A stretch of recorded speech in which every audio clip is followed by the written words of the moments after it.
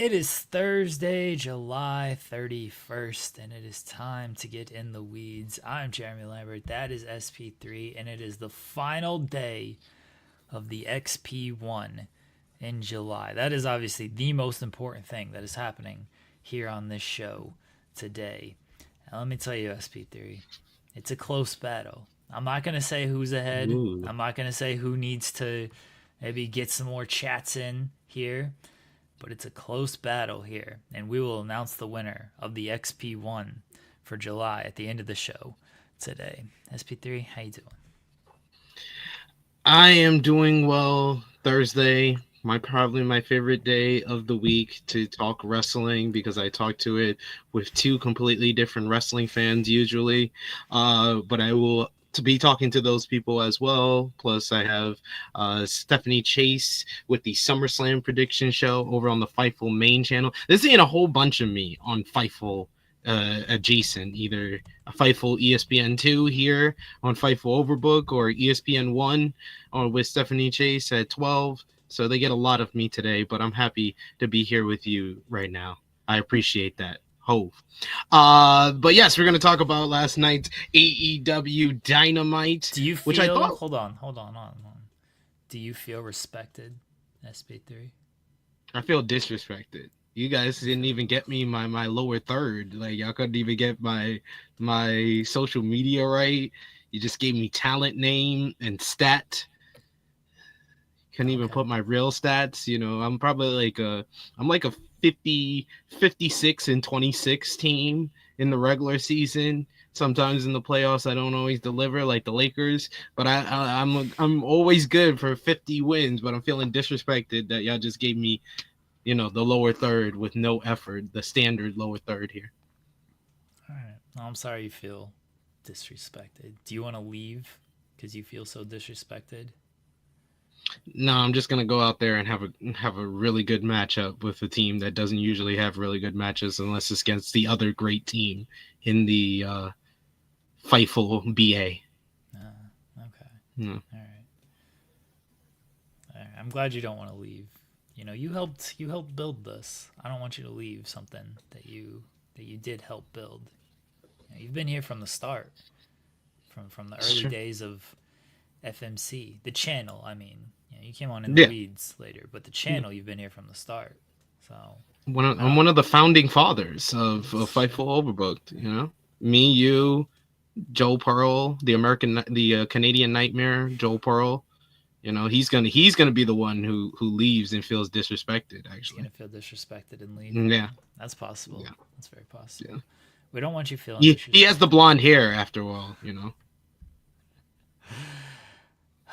Get your chats in, everybody. Get your super chats in. Get your question, comment, statement right on there. Leave a thumbs up on the video. Again, get your chats in the last day for the XP1 in July, and then it starts all over again tomorrow. I gotta stop talking and smile. Maybe we'll get some fireworks. Maybe not. The fireworks are disrespect. There we go. There we go. Cody's comments. Oh my goodness. I didn't know what you were referring to because all the founding fathers are doing disrespecting gimmicks. Because I'm calling that interview a gimmick. It's a gimmick at this point. Because you went all this time. You went 3 years of just I'm gonna be vague about things. I'm not gonna really state anything. Now 3 years later, you felt disrespected. It's a gimmick at this point. It's Cody. I love Cody. I've said this a bunch before. I love Cody because he tells the same story over and over again, but every single time he adds a new detail. Every single time. He'll tell that he tried to... We can cuss 2 minutes into shows nowadays, but we could? I didn't know that. Yeah, I think they changed the rules or something. I don't know. I want to abide by the rules. I got limited ads on True Hill Heat just because I guess we weren't nice to Hulk Hogan. I think that's the reason why I got limited ads on True Hill Heat last Saturday. It's crazy. You guys, I feel like you'd be very nice to Hulk Hogan. Yeah, see, everyone's saying 7 seconds in, they changed it so you could cuss from the get-go. Yeah. Crazy. So Cody tells the referee tried to fuck on me story all the time.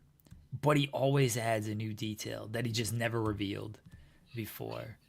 He's like, oh yeah, I snorted protein powder before the match. Like, when did you start doing that? You never said that part of the story before. He's like, oh yeah, I had a sock down my trunks for that match. What? When did this become a thing? That you, like, Ted had the sock down. Oh, okay, Ted had this. Okay, when is this part of the story? What are we talking about? He loves just adding one detail, switching one detail, and then acting like it's some brand new information. That's what I feel like he's doing here with this AEW. It's the same story, but let me throw in now. I felt disrespected. I'm like, oh, okay, now you felt disrespected. All right, that's why you left. Okay, we're never gonna know the real story. Never. Unless Tony Khan comes out and gives part of the real story, gives Tony's side of things. But Tony's never said anything. Cody's the one who keeps dancing around things. And if this was 3 years ago, I would be like, yeah, Tony's going to get sensitive off of this promo. Even in, like, 1 year ago, I think Tony would get sensitive and say the real thing. We would have an immediate response, kind of like the CM Punk Ariel Wani interview. We had the immediate response with the footage being aired. I think Tony from a year ago, he would have had a response and told the real story. But PR training Tony is not the same person that he was last year. He's gotten PR training. He's corporate Tony now, and he keeps everything close to the vest, which I appreciate for him as an owner, but I don't appreciate it as someone who does content, and I love to talk about messy people in pro wrestling. Oh, Rare BC did say he felt disrespected, didn't he? Yeah. I would go to our website if it worked, but God forbid, our website's so... I apologize again to everybody who attempts to use our website and has had a ton of issues. It's very frustrating. Like, I'm very frustrated by it. Your mic is clipping a lot, SP3. Oh, okay. It's because I have my phone near it. My bad. My apologies to everyone. I was trying to look up the actual quote so we don't misquote Cody for people who want to defend Cody in the chat. He said feeling disrespected there. He said feeling disrespected. I mean, that's saying he felt disrespected. The exact quote is feeling disrespected at something I built with my friends. Feeling disrespected there. I wouldn't stand for it. It was one of those where it was fuck it. I did way more here than you think, and you're gonna find out the moment I'm out the door. With what I was doing with the American Nightmare as a bad guy, as a good guy, something in between, we're sitting on something magic. And if I'm not going to do it in the house that I literally built with Matt, Nick, and Kenny, built then, buddy, I'm going elsewhere. So yes, he is saying that he was felt disrespected in AEW. Yeah. I think a Rare Beast is trying to say he implied he may have felt disrespected. I don't know. He literally says feeling disrespected. It's something I built with my friends. I don't think he's implying he felt disrespected. I think he's saying he felt disrespected. Feeling disrespected there, I wouldn't stand for it. Look, I will say I would like to see the whole interview as well. It's supposed to be out today. I don't like running articles on just clips. I hate it, honestly, because this is a 1 minute clip from the show. Cody Rhodes ain't talking for just 1 minute. Cody Rhodes doesn't give a 1 minute answer. And not with Bill Simmons. Yeah. Bill Simmons ain't doing a 1-minute interview. And yes, to answer Kate, I did see the Young Bucks tweet here. It said, "You know what hurts the most is the lack of respect. You know, that's what hurts the most." It's a good tweet that plays to their character and is very timely with the Cody comment as well. That's honestly the brilliance of this. It's like, are they doing character work here, or is this a response to Cody? You know, where are they going with this? So it was a very timely tweet by the Young Bucks. I respect their tweet. I respect it. I thought it was really good. So yeah, we'll see. We'll see when it comes to Ruby's saying he used a weird passive voice about it. I felt disrespected at AEW. I would tolerate feeling disrespected at AEW, as if he's imagining disrespect. If that's your read on it, that's fine. I would like to get the full interview and full context of things. Everyone knows I always say that. Listen to the full interview. I don't like the clip stuff. I would have preferred not to run the article that we ran on just the clip, but there are people above me. So sometimes you got to do stuff of like, yeah, I wouldn't really do this because I don't like doing it, but if that's what you want, that's fine. I'll do it, you know? Yeah, I got to get this money, you know what I mean? So I look forward to the full interview. Maybe things will be cleared up with the full interview. Probably not. It's just going to be more discourse and more nonsense about things when it comes to Cody, because everyone's just going to be like, can you stop talking about AEW? Why are you still talking about AEW? But like people have to realize when Will Ospreay talks about WWE, when Cody talks about AEW, when Punk talks about AEW, it's literally always because the interviewer is asking them about it. Like, what do you want them to do?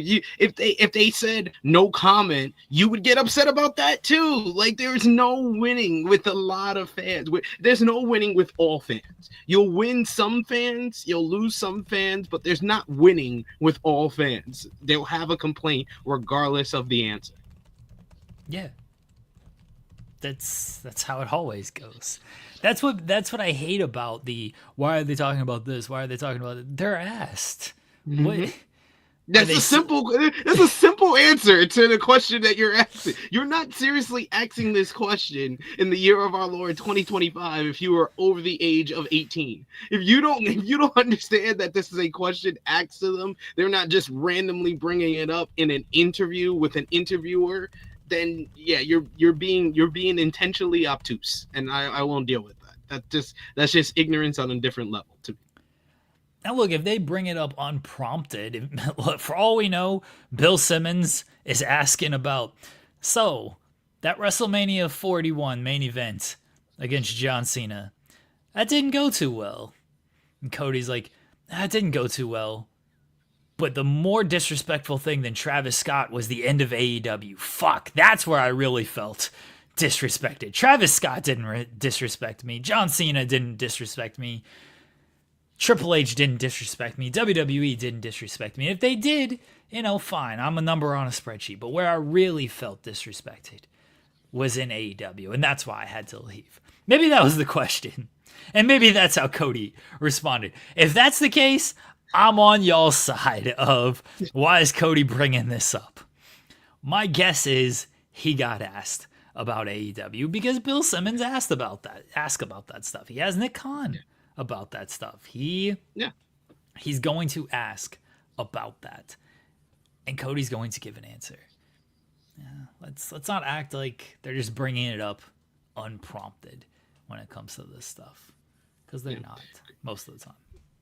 Grace James, you're one of my favorites in the chat, but even that answer, that's not going to be good enough for all fans. I'm in WWE now, having a blast. Let's move on from the past. I'll give you the reaction of the people that don't like that. They'll be like, why couldn't he answer the question, though? Like, he just asked him an honest question about his time in AEW. Like, there's always going to be it's the wrong answer.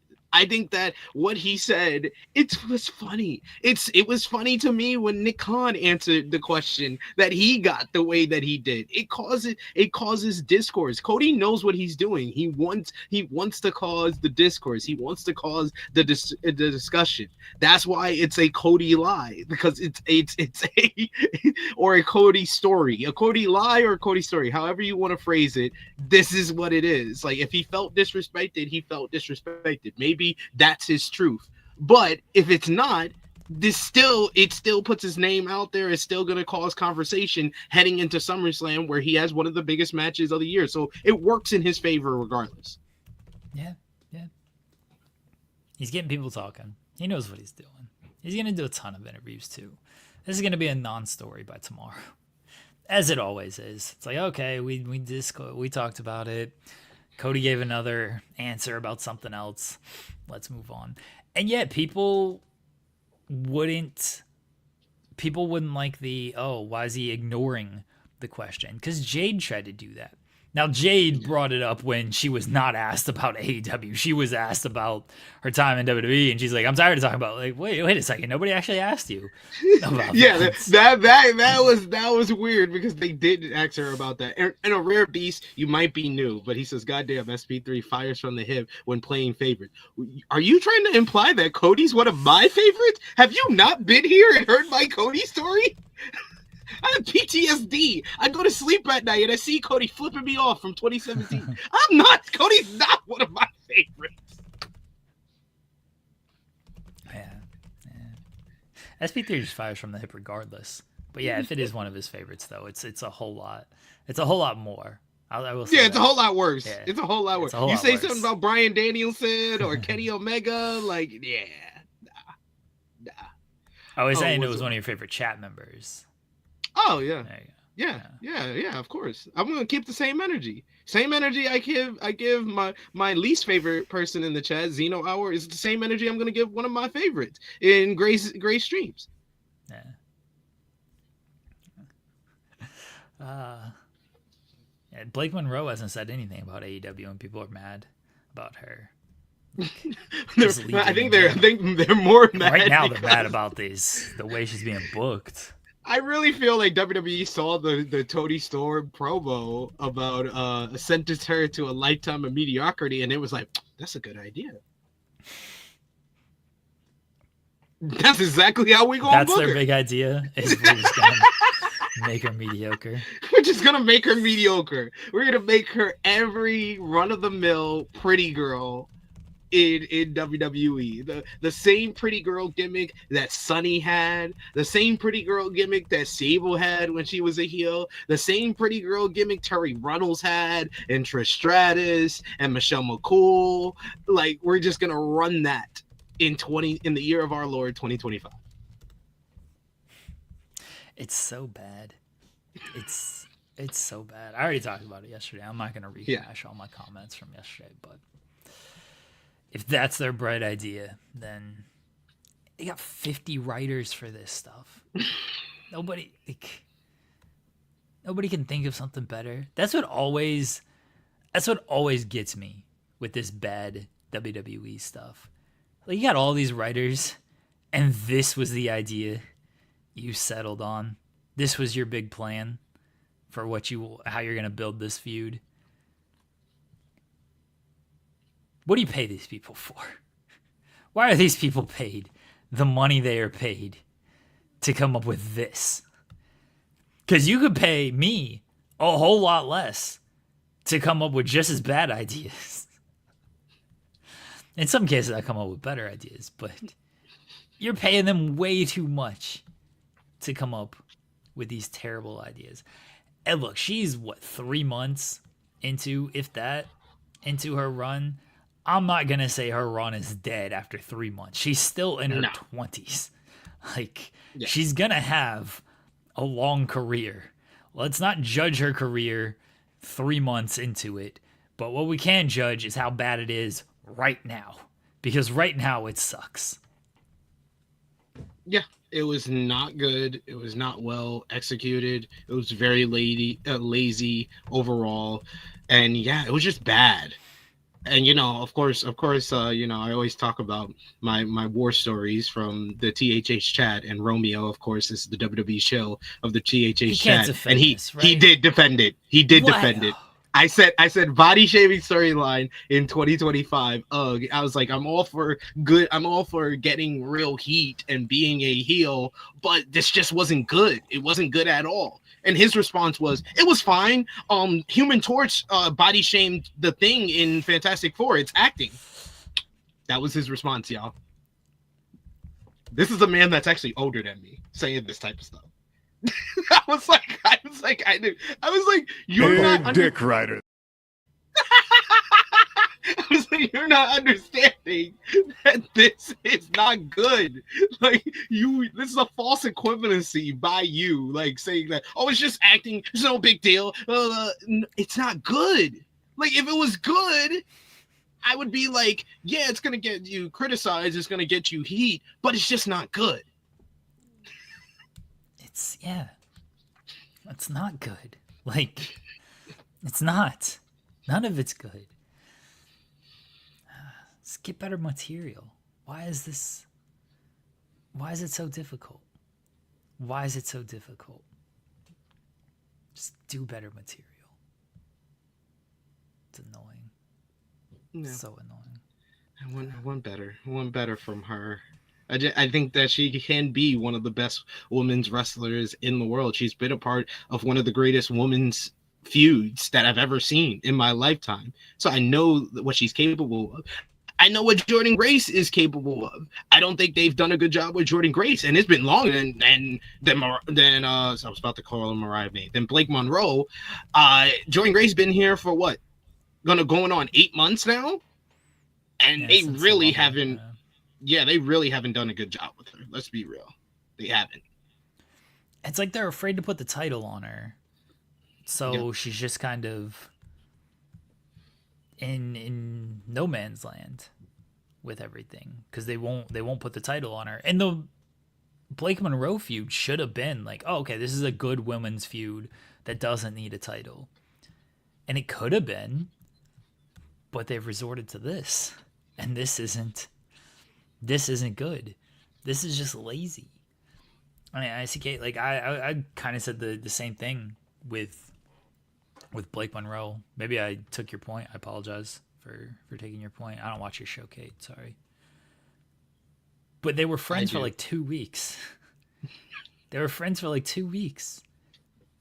And there wasn't, what I said yesterday was they could have had a conversation of Jordan like opening up and being like, yeah, I used to be like this, and I worked really hard to transform that image of myself, and I want to be better, I want to be a role model, whatever.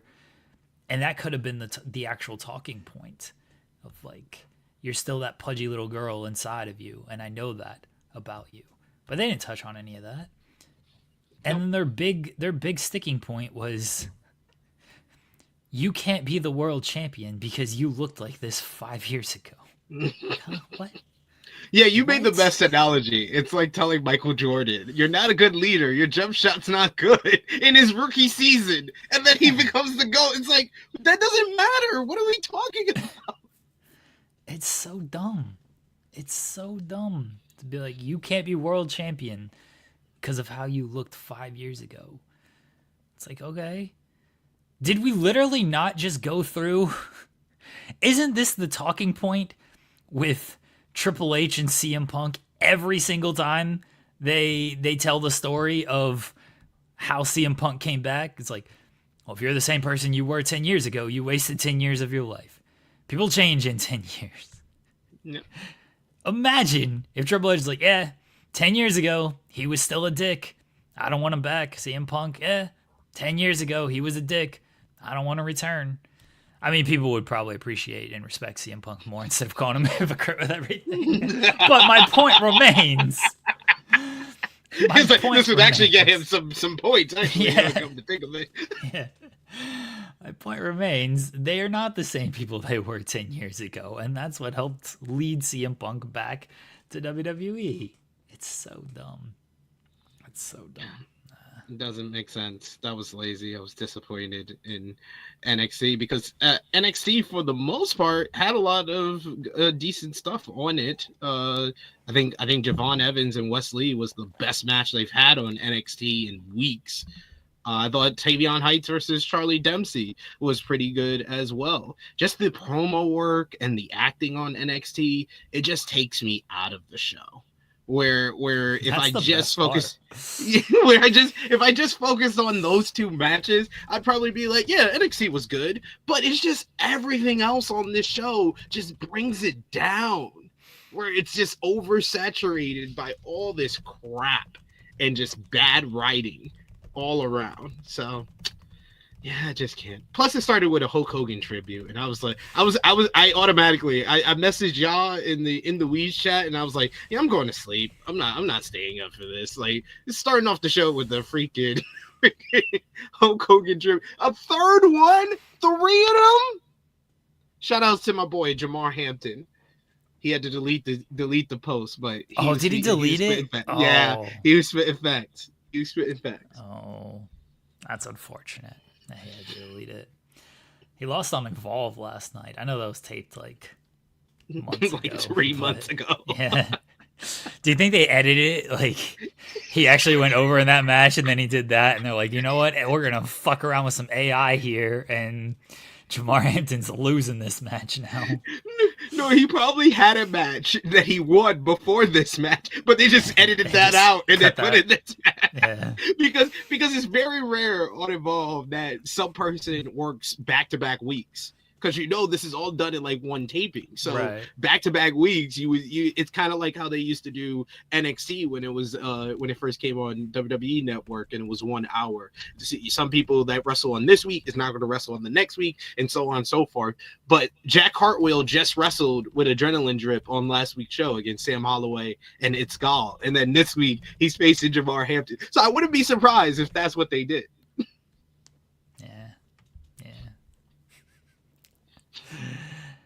Jamar Hampton. Now he's just not going to be seen again. They're like, all right, he lost on Evolve.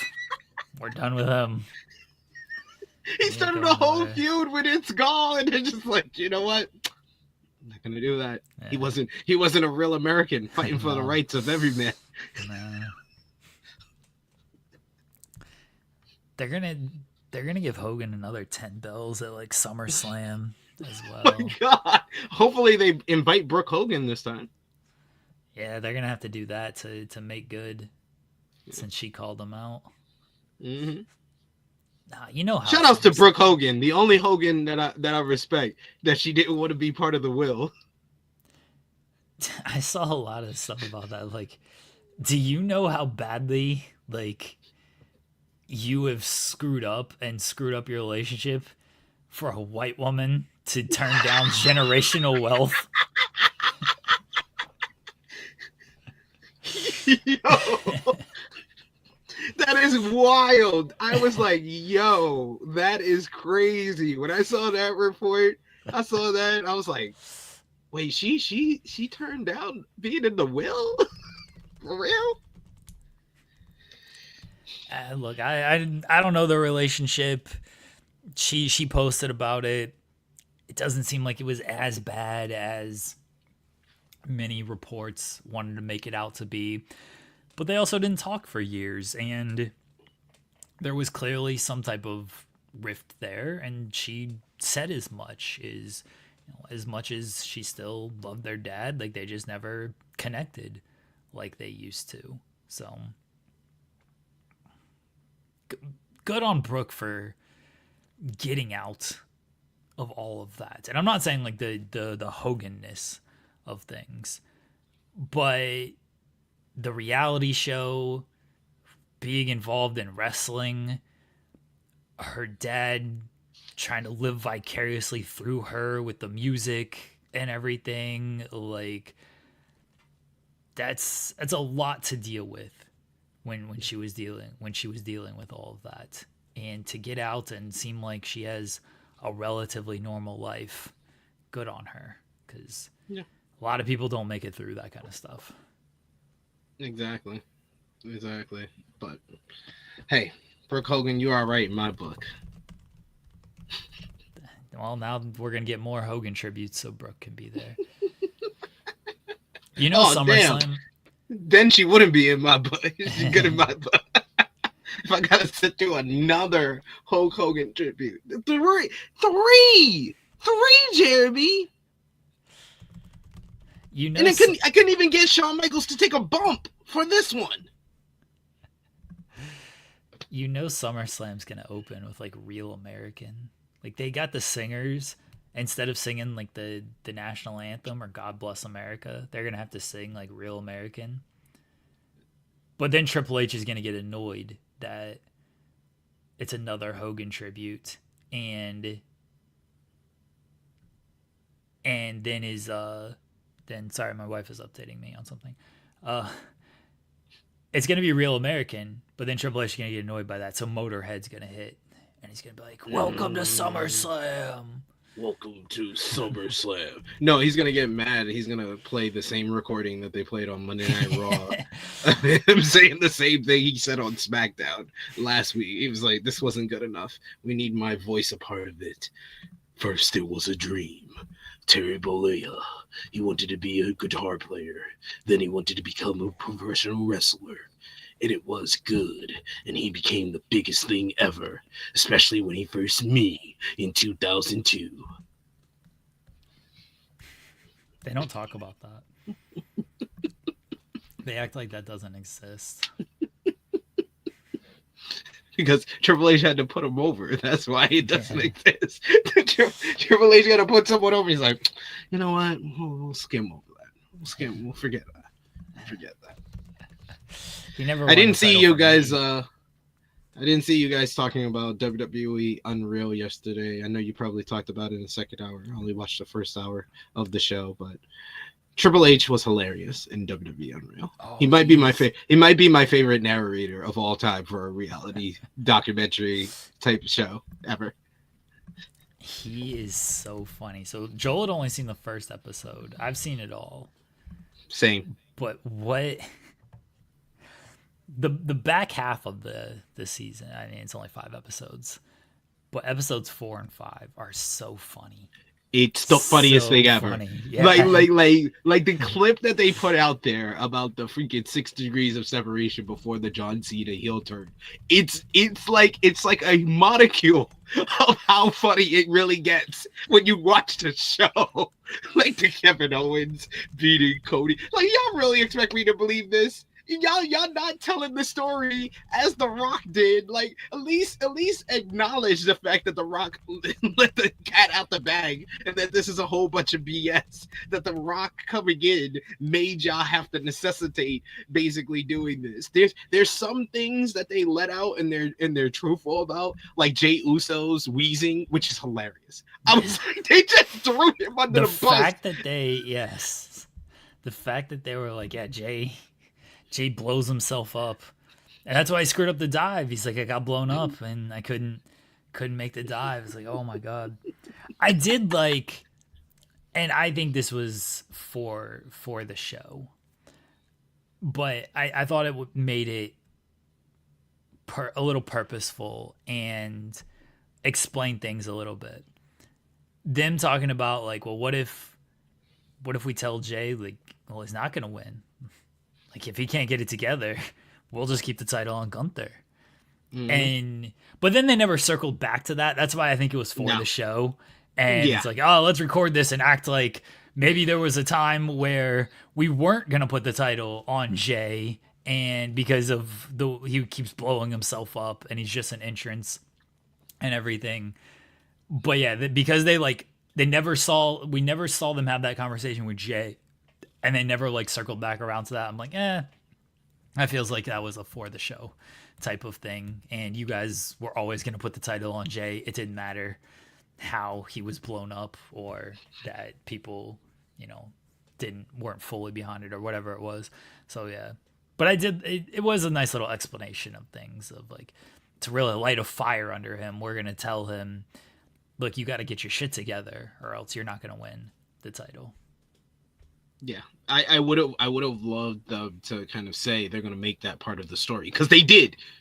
People want us to forget it, but it happened. They made the part of the story is Jey Uso bad wrestler who messes up. That was the gimmick for like 1 to 2 weeks. That's what they made part of the story and the build up to him and Gunther. The fact that they did acknowledge a lot of the missteps in the build to WrestleMania. And then when we got to the final episode, the WrestleMania episode, everything went well at WrestleMania. Everything went good. You know, the John Cena, Cody Rhodes matchup, that went exactly how we wanted it. That was good. That was good job, Cody. All that stuff. Tiffany Stratton and Charlotte Flair, good job, guys, and stuff like that. You know, she got a broken tooth. It's okay. Everything looked good here. This is great. All that. Yeah. I was just like, WWE got in WWE. This is all a very homogenized version of what WWE is. It's what WWE want to put out there. And I mean, I enjoyed it for the most part. There was certain intimate moments that was nice to see, like Cody and KO talking after the ladder match and talking about the bump onto the ladder and Cody taking it mostly on his neck.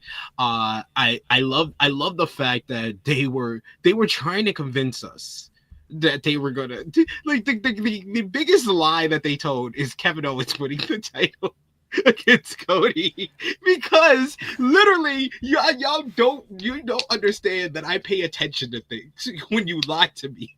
Because if you notice during this show, Cody's interviews, his confessionals about this stuff is mostly filmed during Christmas time, because he's at his house, his kid is putting ornaments on the Christmas tree, and he's wearing the same suit. He's sitting sit down with the cameras, and he's doing his confessionals. And in December of last year, he was asked in the confessional, who do you want to face at WrestleMania? And he says John Cena.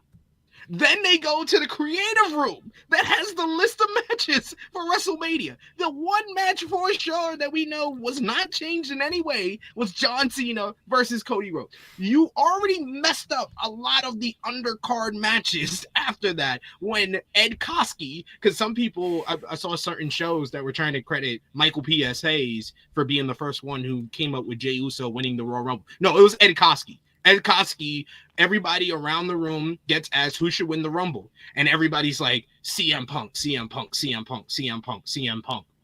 Then I think it's either Ed Koskey or it's Bruce Pritchard who say, I think it should be John Cena. John Cena, it's his final year. He should just win. And then they close up on Ed Koskey and he says, I just can't get over it.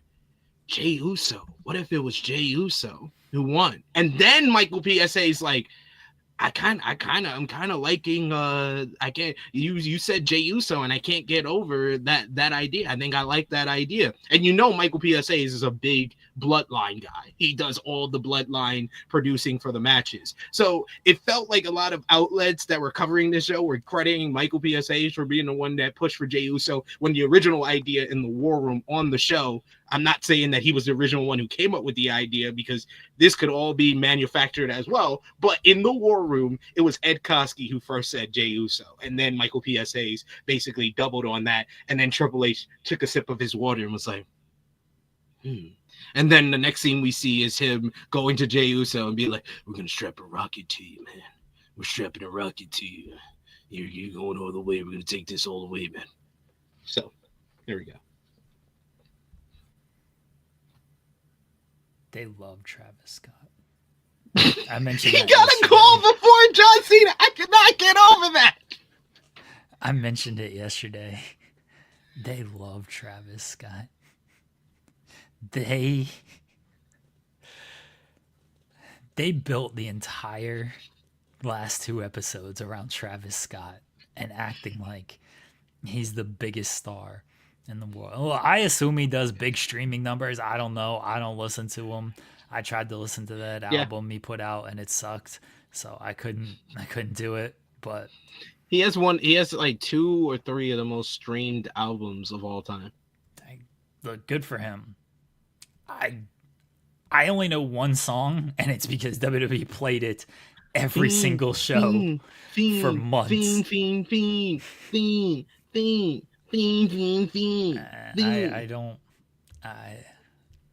but man, they thought he was going to be huge for them.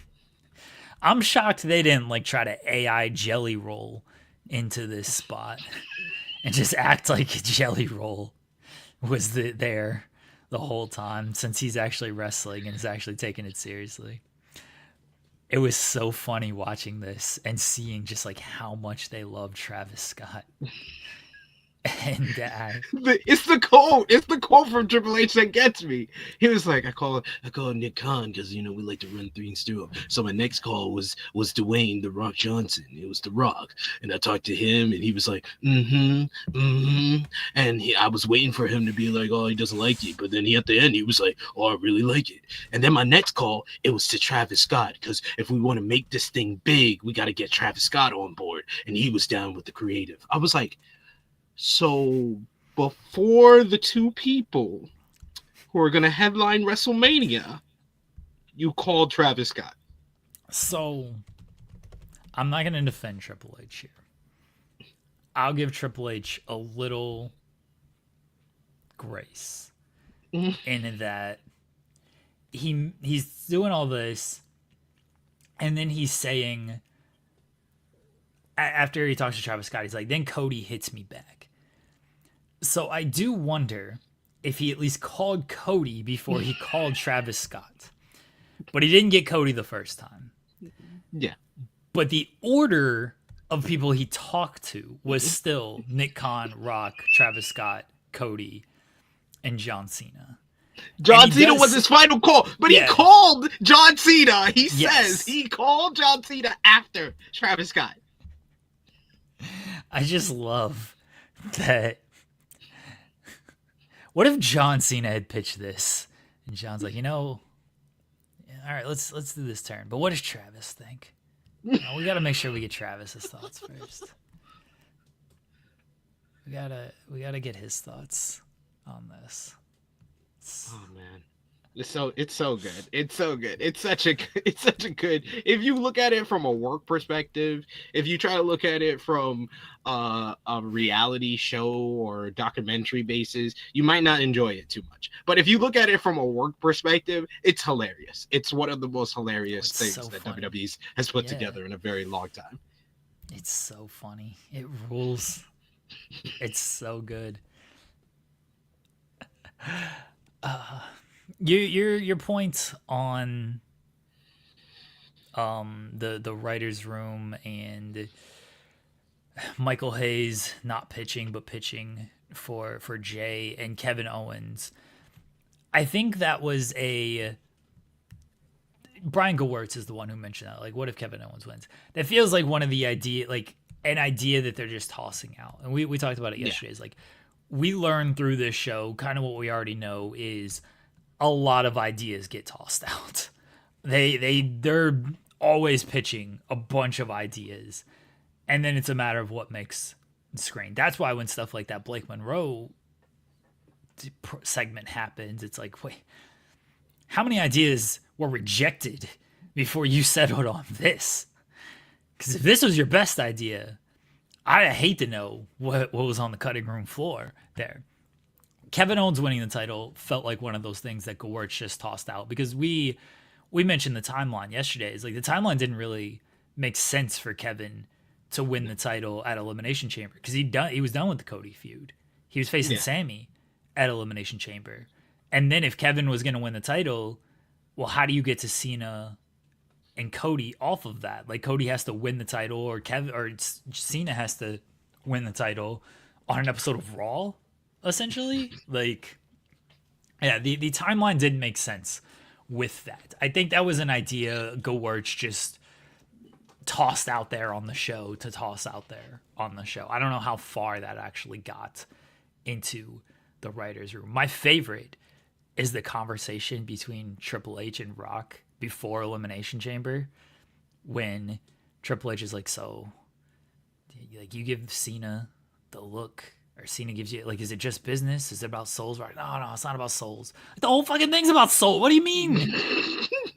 What was the whole point of you asking for Cody's soul? Now it's just business with you? I love the fact that he was the one who came up with, Yeah, oh, of course. The Rock thought He was like, cool. I look at him and I'm like, Yeah, Triple H having to act like this is a great idea. Like, oh yeah, that's good. I did love. I thought I felt like one of the more realer moments of the whole thing is Triple H directing everything that goes down during the Cena heel turn. That was tremendous. That was the only bit of reality that I have 100% all the belief that that's how it really went down. Yes, thank you for bringing that up because I didn't bring that up yesterday.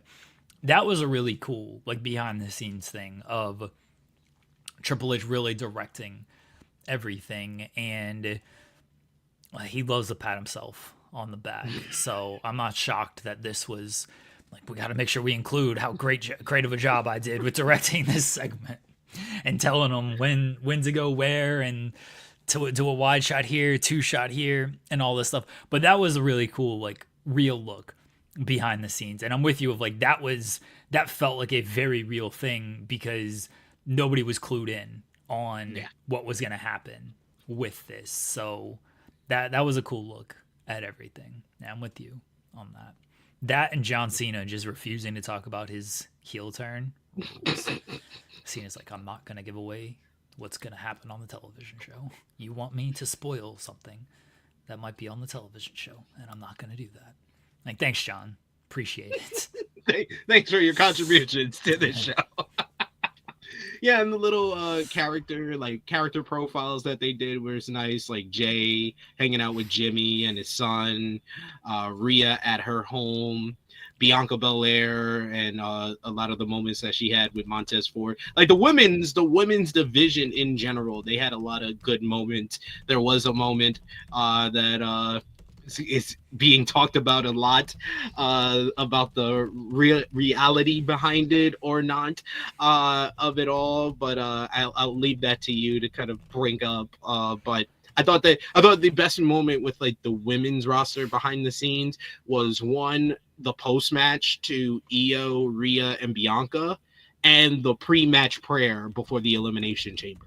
That was really nice. It was just really nice to see, really heartfelt moment. I mean, they really wanted the CM Punk getting emotional. You know, he's like, Triple H says you've always been a main eventer.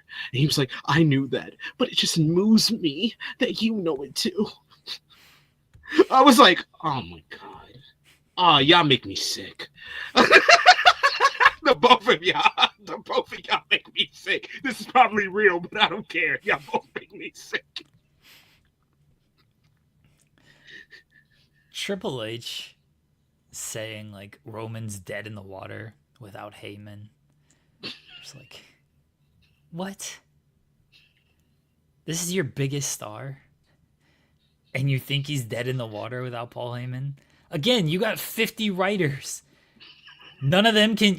You don't think they can come up with a good idea for Roman Reigns if Paul Heyman is not around? And clearly they can't because they've not done anything to make Roman Reigns the babyface that he probably should be. But look, he's still getting the biggest reactions on the show, so something's working with it. Yeah. But as far as character development, it hasn't been there like it should be there. But it's he's just dead in the water without Paul Heyman. All right, then how about you pull him out of the water with your team with your crack staff here?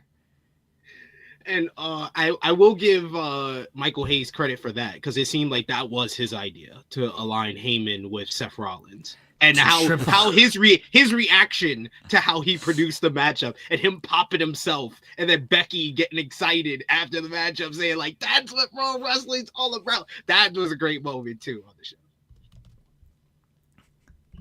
Michael Hayes saying God's a wrestling fan. I get a bunch of great ideas from God. That ruled. He ruled, yes. That was so funny. And everybody knocking off his hat as they hugged him after the matchup. And we see the big baldy he got. Oh man, he trying to hide it so well with the hair around his head. Dude, Triple H booking that WrestleMania triple threat match, saying, yeah, Heyman's going to turn on Punk, but Punk's going to overcome it and still win. It's well, this is why you got characters who are dead in the water, because you're going to do this big turn and Punk's just still going to win? Like, what? What are we talking about here? Yeah, Roman and Seth probably would be dead in the water after that. You're right. Big betrayal, and Punk just overcomes immediately.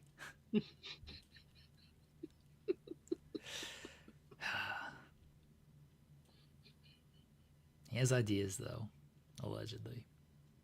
He has ideas. So what do you think about the discourse on Charlotte Flair's moment? I think people are stupid. That's the discourse. I agree.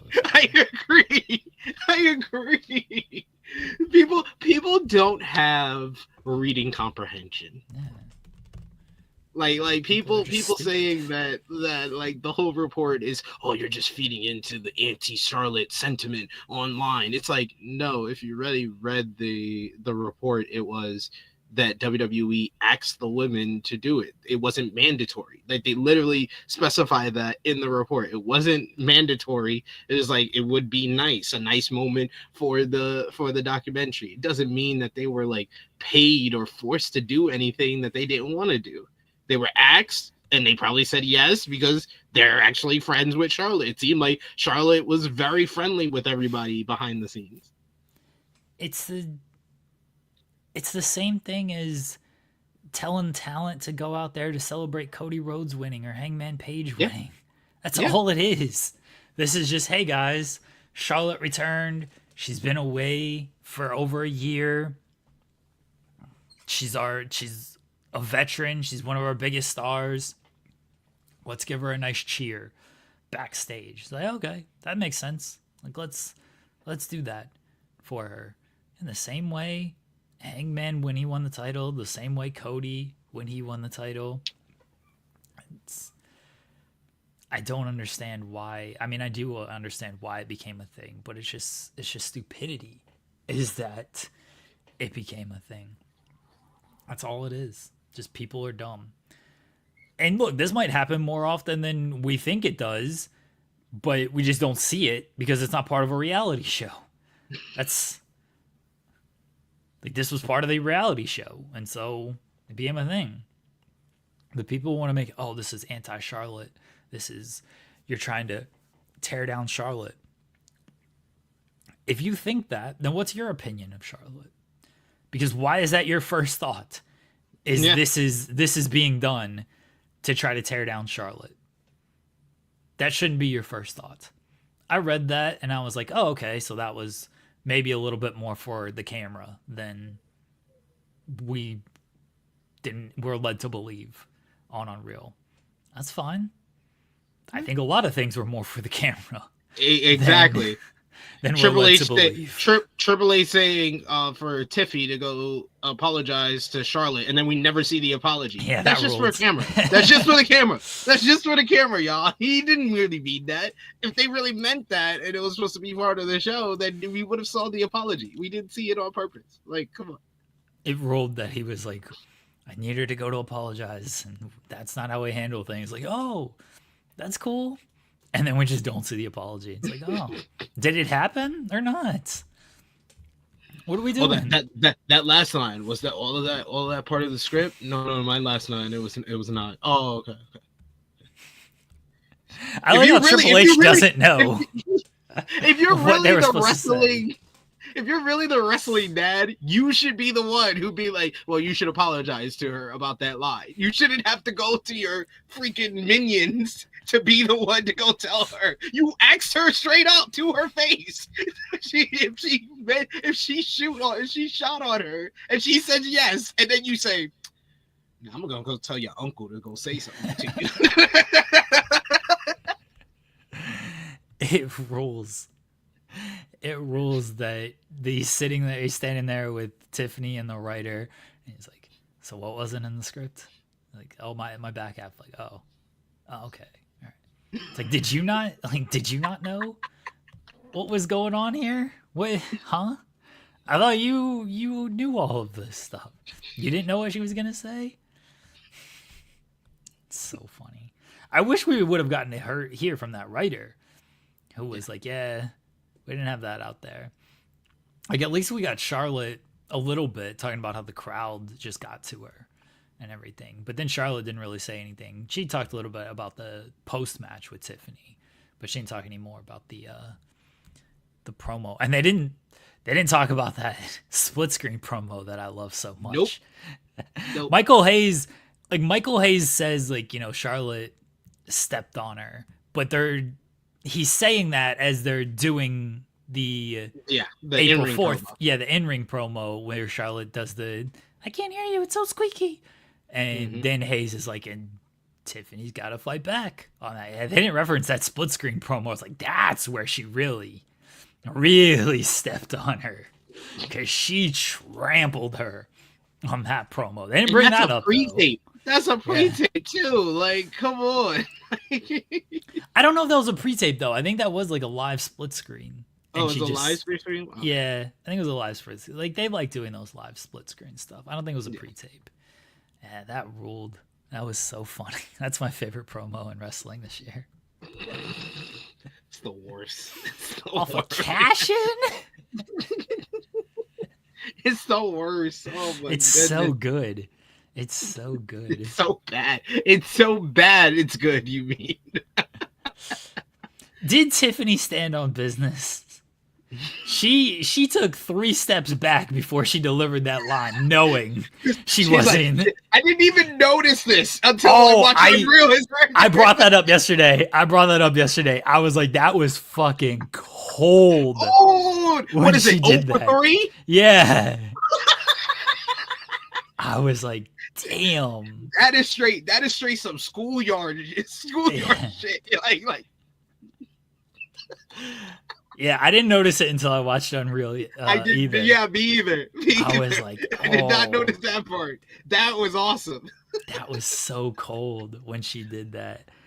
Yeah, you can say she stood on business, but she took 3 steps back knowing Charlotte was going to take those steps forward. And that's why she ducked out quickly on that. Quickly got out of there. Yeah. Quickly got out of there. That's still the greatest segment of the year. I don't care. I don't care. It's so funny. It's a train wreck. You can't keep your eyes off of it. No. It's such a train wreck. Oh man. But yeah, that was it. Unreal is definitely a must watch for all WWE and wrestling fans.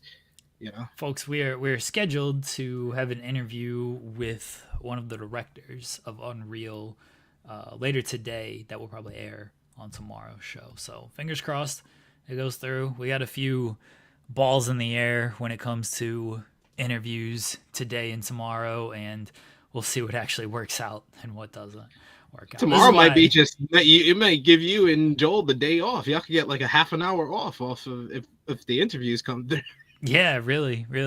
We'll see, but we'll see. Why are our balls in the air? It's a good place to put them. You know, keep your balls high and your head higher. All right, you ready to talk about Dynamite? What happened on this show? I think this was the best episode of Dynamite since All In.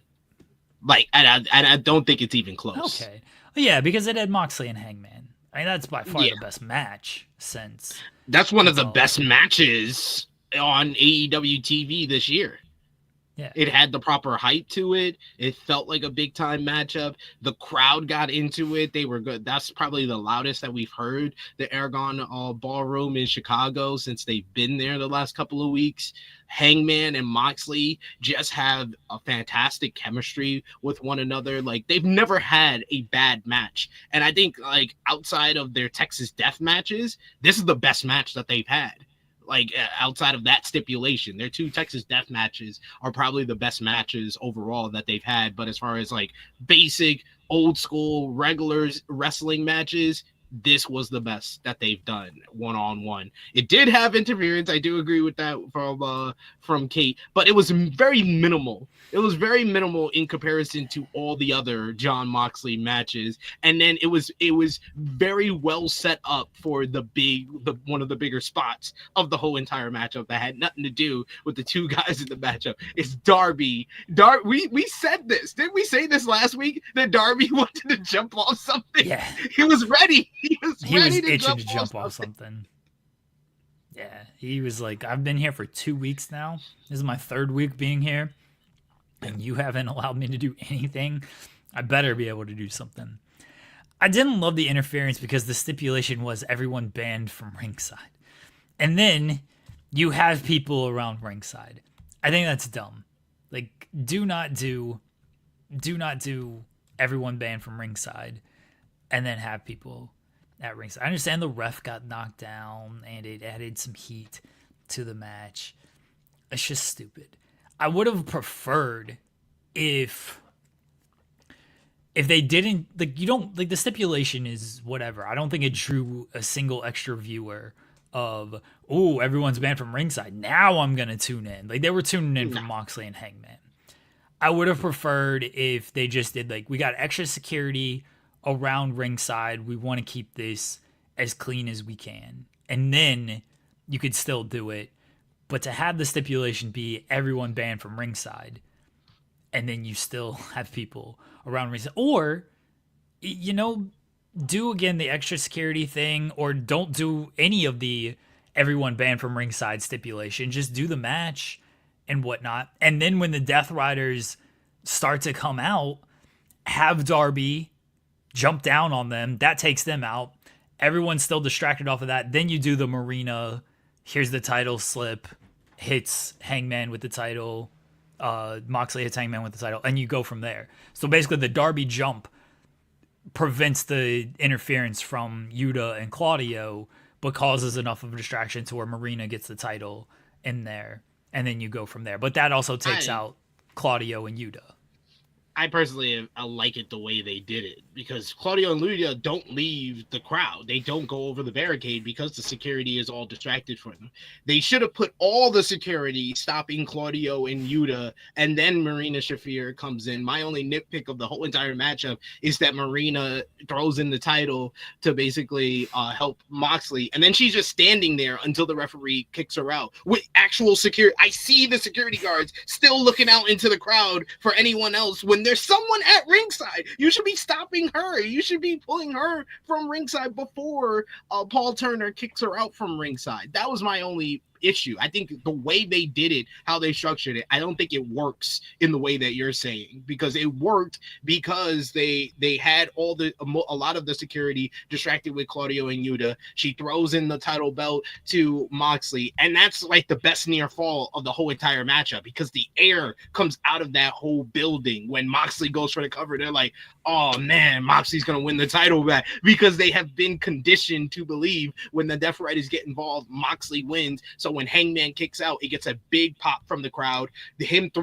Paul Turner throwing Marina out from ringside gets another big pop from the crowd. And then you have Claudio pulling Marina and Wheeler. All the security are pushing them towards everything. And then it naturally happens. I think it's too contrived with the way you're saying, where it's just Claudio and Yuta come in and then security comes to stop them. And then Darby comes down and then Marina comes in. Then where that you need the big moment of Darby coming out. The whole thing over the last couple of weeks is Darby shows up and the Death Riders lose. That's the whole point. It should go one to the other instead of one. Then Moxley comes close to winning, and then he doesn't win, and then Hangman, how does Hangman have time to recover from the title shot? You can't do it in the same way. You need everything to happen the way it did, with security pulling the Death Riders to the spot where Darby jumps off the balcony.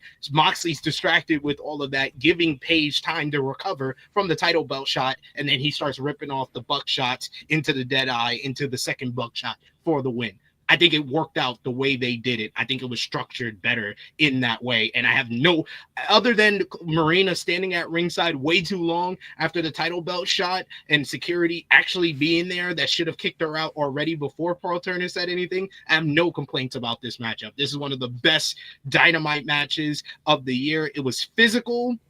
it didn't have the violence of the Texas Death Match, but it had mental torture and mental abuse with him just power driving him on the top of the steel stairs, and then we get unintentional blood, because they would have focused on the blood more on the top of Hangman's head if it was intentional blood. It was unintentional blood. Hangman, I really felt at a certain point that Hangman did mess up his neck on the German suplex where he lands on his feet, but he hits the top of his head. So I really think that was where he really started causing his neck, but it caused a level of like reality being brought in where I didn't know all these shots, the power driver on the steel steps, Moxley going for a power driver on the table, and then that's reversed into the dead eye. I had so many good moments that got me kind of ripped into it, and I didn't know for sure. The fact that Moxley went so long with the title, there was the little seed of doubt that Moxley could win back this title and they could just revert course to what they were doing before, because of how long he held the title before. So I love this match. I want to make it very clear, I love this match as well. I still don't love everyone's banned from ringside and then people show up at ringside. And I would have liked them to either don't do that stipulation or structure it better to where you don't get somebody at ringside. Tony Khan should have come out there and just stopped Marina Shafir, threatened to fire her. This is why we need Sting to be the authority figure of AEW. Yeah. He just points that at Marina and says, Danielson should have ran out there and just given her a psycho knee, taking her out. Look, the match was fantastic. Everyone bit on the title shot near fall, and that was a great near fall in this match. So, no, don't make it a lumberjack match. I think those are dumb. Lumberjack match sounds stupid. Then you don't get the brawling on the outside and the dead eye on the table and everything. So, no, I wouldn't have made it a lumberjack match. I would have just done a regular match, and you could have literally done the exact same match with the exact same structure.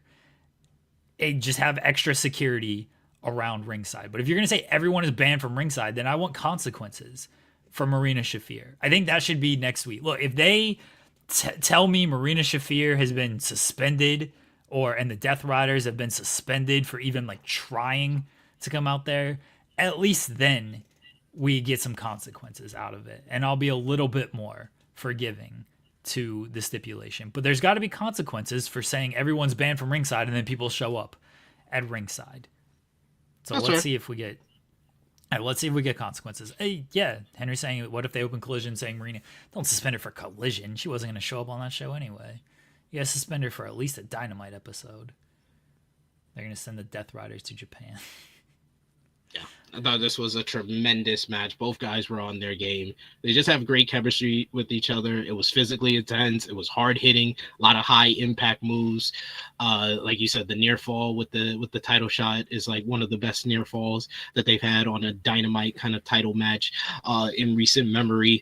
And then Darby coming out and jumping. That was a little cherry on top. Where I was like, this is one of his best dives that he's done in quite some time. And I will like penalize it when I give my score on AE Ramble for this not being the main event of the show, but it's not as big of a deal as people are trying to make it out to be. I think that I understood why they put it at the top of basically the top of the second hour, because you want the fans to believe that this can go an hour. And you're not going to believe this is going to go an hour or go that long if it comes at where the main event started. I like the fact that it started at the top of the hour because there's always the option, and they said that on commentary. Sometimes I don't listen to commentary because it's not usually good, but they did note that it was like, the reason why it's here is because this is a 60-minute time limit. This could go the rest of the night. So you were going to stay with it till the end. So I like that type of stuff. So I don't have as big of a problem. I would have loved for this to be the main event because it was the biggest match on the show and should have been the main event, but I don't have such a big problem with it as everybody else does. I almost thought they were going to go an hour or close to it, and they were going to push back Ricochet and Mark Briscoe and the women's match to Collision because it's the same building. So it's not like you're fucking over those fans. I mean, I guess you are if they don't have tickets to both, but theoretically. you're not screwing over those fans of, oh wait, we want to look. Moxley and Hangman was the big draw anyway. Yeah. But you're not pushing it back a week of like, wait, we were told we were going to get these 2 matches and now we don't get them at all. It's like, no, you get them. You just get them tomorrow night. Come to the show tomorrow night.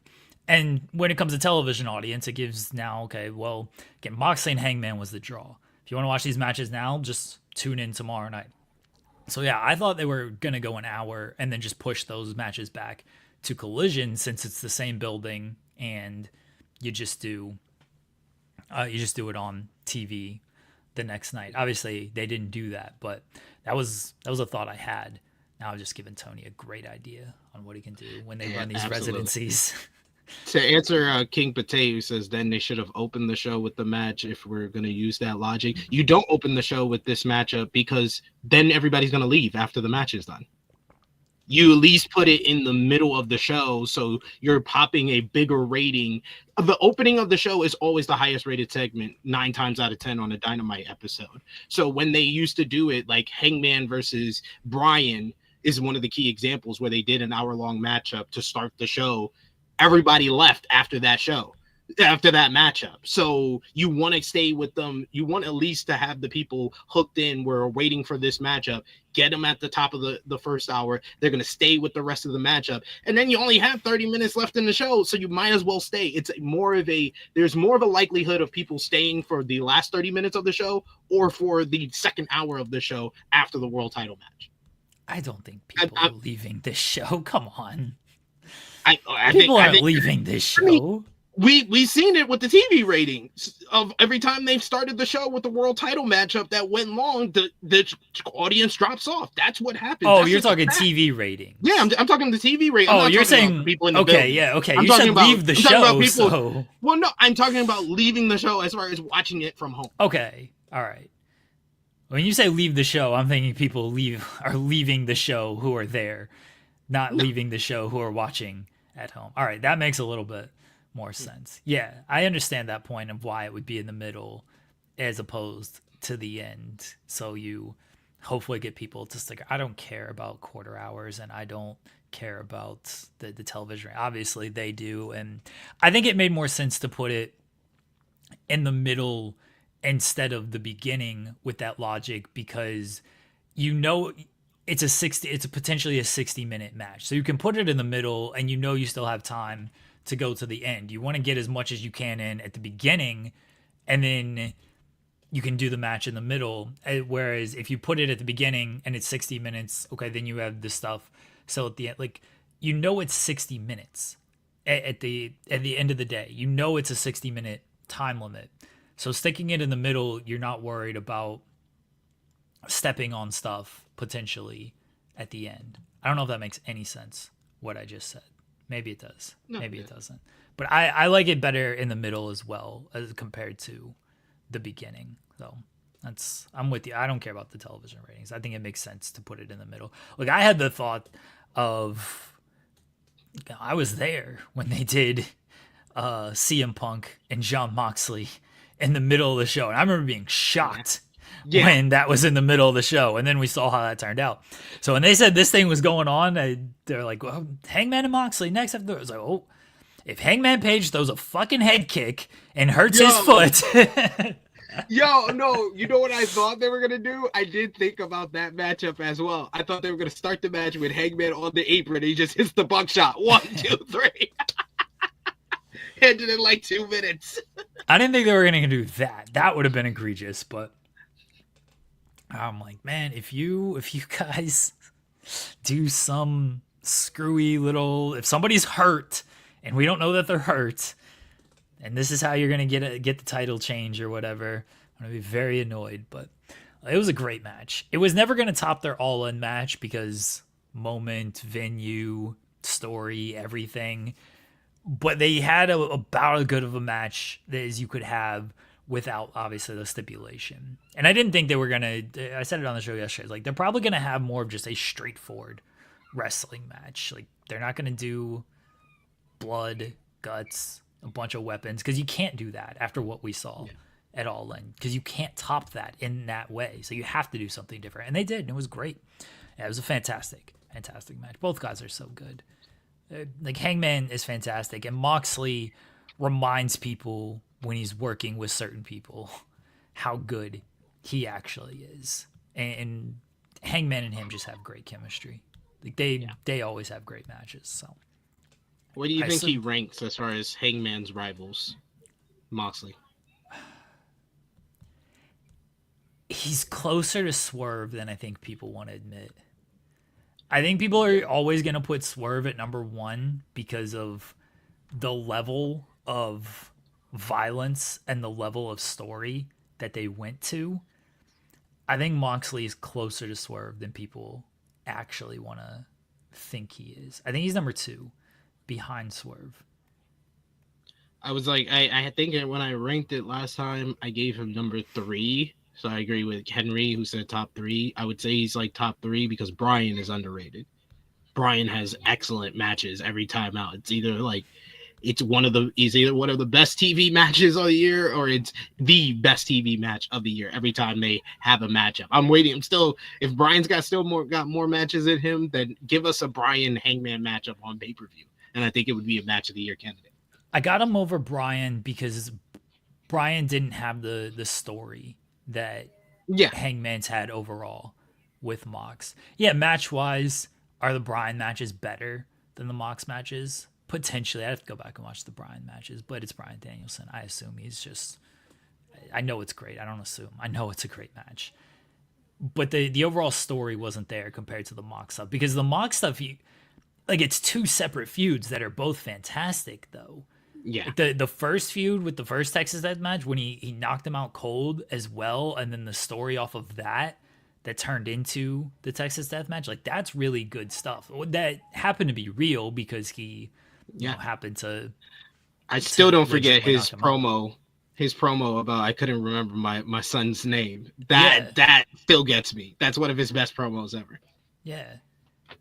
So it's 2 separate feuds with Moxley, and they're both great. And the matches are great on top of that. That's why I got him number 2. And again, I think he's closer to Swerve than people want to admit.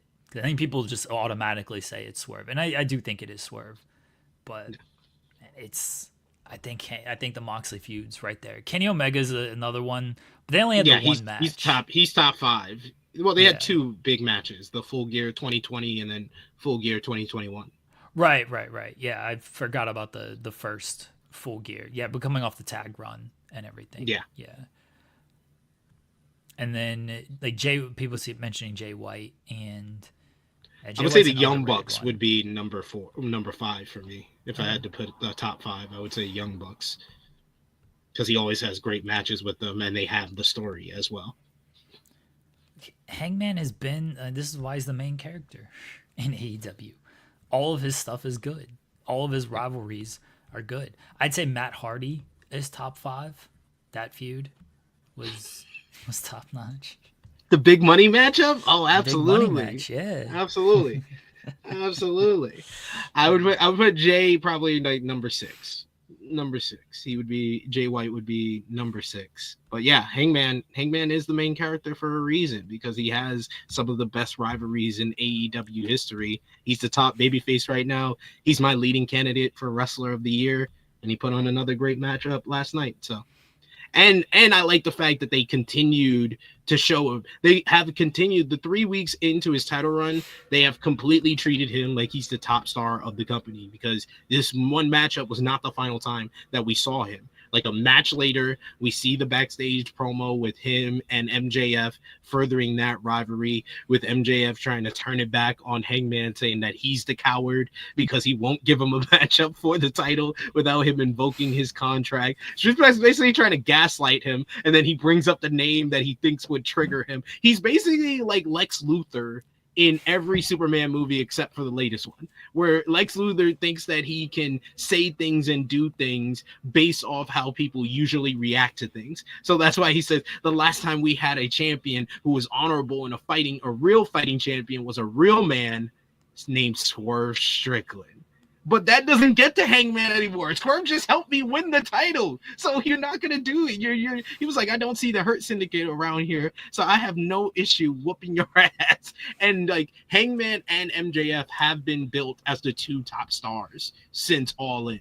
Like, hey, MJF was also all over this episode. Hangman's all over this episode. MJF's feuding with like 4 different people. You got Hangman, who's in 3 separate segments on this show. I think they're doing a good job of presenting them as the 2 top stars, where it seems like they're going to be in the main event of Forbidden Door. I don't know if it's going to be one-on-one. Honestly, after the show closing angle, I really think it should be a triple threat. It should be a triple threat match. I would love that.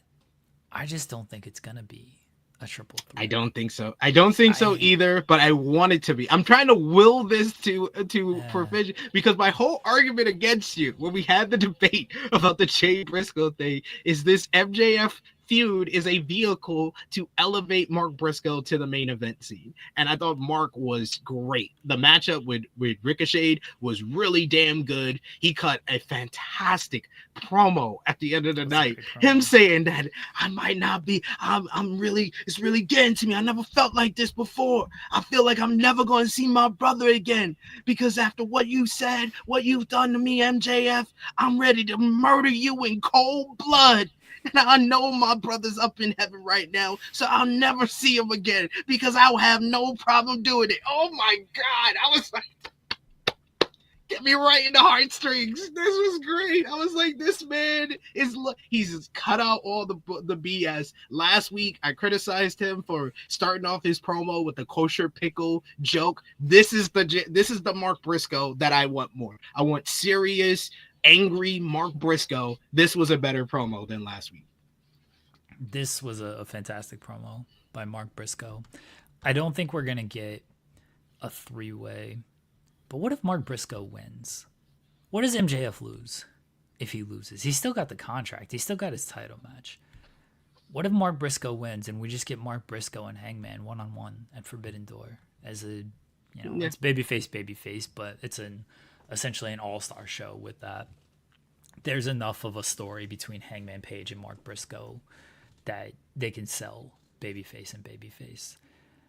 I wouldn't be surprised if Mark Briscoe just wins, because I do hope this is a vehicle to elevate him and keep him elevated into the main event scene. I don't want him to lose and then he just goes back to the conglomeration or something. Like, I don't want that. Yeah. For him. I think he's better than that at this point, and he's elevated past that. So that was one thought I had, is that Mark Briscoe potentially wins. The other thought I had, so we saw the segment with MJF and Shelton is calling him out for the fake watch, and he gives him a thumbs down, then he says, "You're out of the Hurt Syndicate." What if that's a swerve? What if the Hurt Syndicate and MJF are still aligned, and they're just setting this all up to make it seem like MJF has once again alienated his friends because he's too selfish and he's a prick, and he doesn't have friends. He can't help himself. But this is all a swerve because they want to keep the Hurt Syndicate with MJF together. Because otherwise it feels like, why did you do all that time putting them together just to break them up in a week or two in backstage segments? What are we doing with that? So I'm not ruling out the possibility that it's a swerve with the Hurt Syndicate. I'm not ruling that out. No, thoughts? Yeah, we shouldn't rule that out. That is an option, that this is all a ploy to make people believe that he doesn't have the Hurt Syndicate by his side, and then he pulls the trigger and it's basically just a mass. It's a smoke screen, basically, where I can see like the Forbidden Door matchup. If it is I want it to be a triple threat, so I will look at it from that perspective. If it's a triple threat, you can have Hangman pin Mark Briscoe, but then MJF and maybe the Hurt Syndicate, they reveal that it's all been a ploy, and they all attack Hangman post-match, and then he invokes his contract for a one-on-one matchup immediately after, and that's how he wins the Triple B, the AEW World Championship. You could do it in so many different ways at this point, but I like the chess pieces that are being put together, where MJF is kind of on the outs with the Hurt Syndicate, where you do have the option where you can pull the swerve and you could surprise some people with the Hurt Syndicate helping him out in the end to get the Triple B. Yeah. I've talked myself into this being a swerve. Otherwise, why'd they do all of that? Why'd they do all of those segments and to get him there? And he was there for a week or two. And like he kind of helped out in one of the tag matches, but like, did he really need to help out? And they didn't help him when the Casino Gauntlet. Like he did that.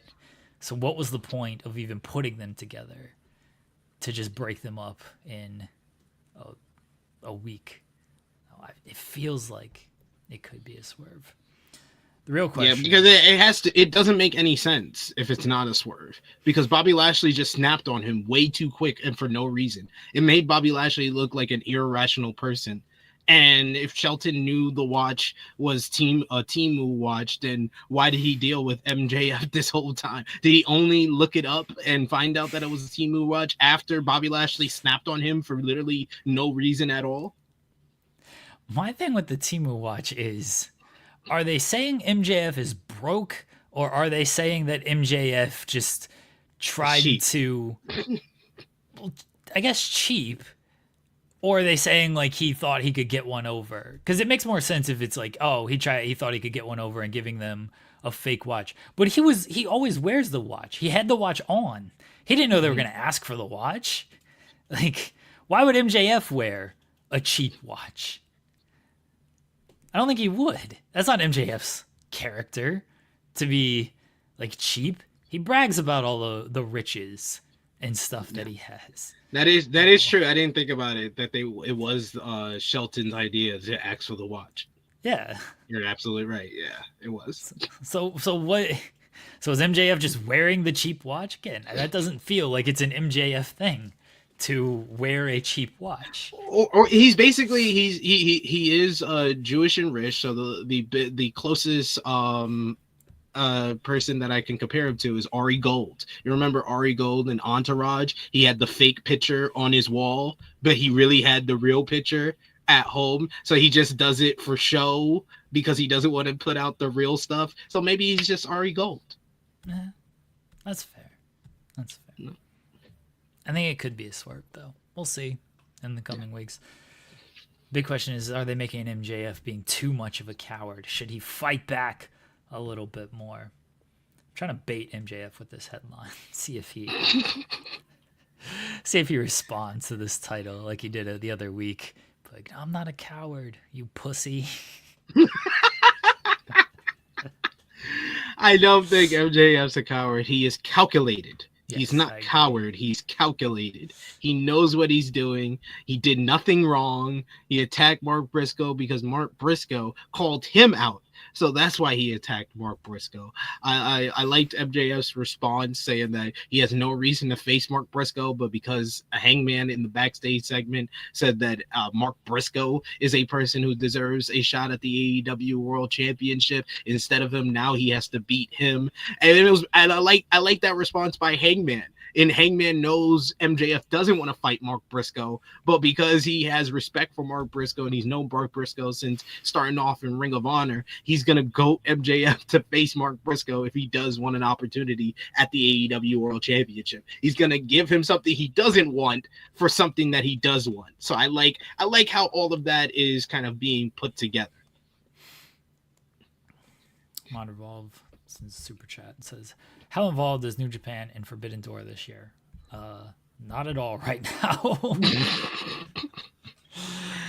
I think they will be. It's just they don't need to be part of the main event. Like last year set a standard and set a precedent that you don't need, and that's like one of their highest drawing Forbidden Door, one of their highest drawing pay-per-views in the US was Forbidden Door last year with Swerve and Ospreay in the main event. They set a precedent that you don't need the main event to be AEW versus New Japan, because look at the other two Forbidden Doors. That just means Tanahashi's getting a shot at Hangman out of Page.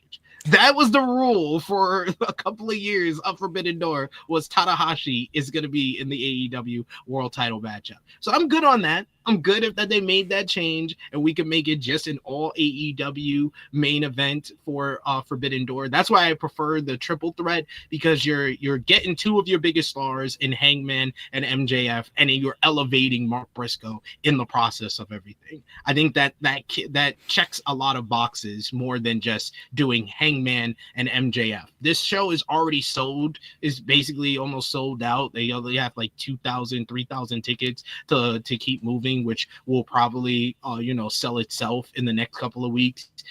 You don't need to blow off the MJF Hangman rivalry, which has been one of the better rivalries of the year for AEW, because this started back in February, and I've said it once, I'll say it 1,000 times. That was the real change of AEW. It's going from MJF Double J to MJF Hangman. That was the big pivot of the year that has changed the course of where AEW is out perception-wise. So you don't need to blow that off at Forbidden Door. You could save that, the big blow off, for All Out. So do the triple threat to kind of make your way into the next chapter of the MJF Hangman saga. At the same time, you're furthering the MJF Mark Briscoe rivalry. So you're checking a couple of different boxes there. I think that's better off. I could see with New Japan, I think, Takeshita is going to be done with the G1, so he's going to be a part of this show.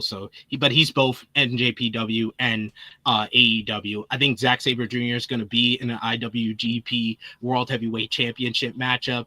You have a couple of different options there. So we're going to talk about the G1, where I really was surprised with the result of the main event of yesterday's show for the G1, because I thought it was just simple, and I've said it here on the show before, that Takeshita should win to set up a Forbidden Door matchup, but that didn't quite happen, and we'll talk about that.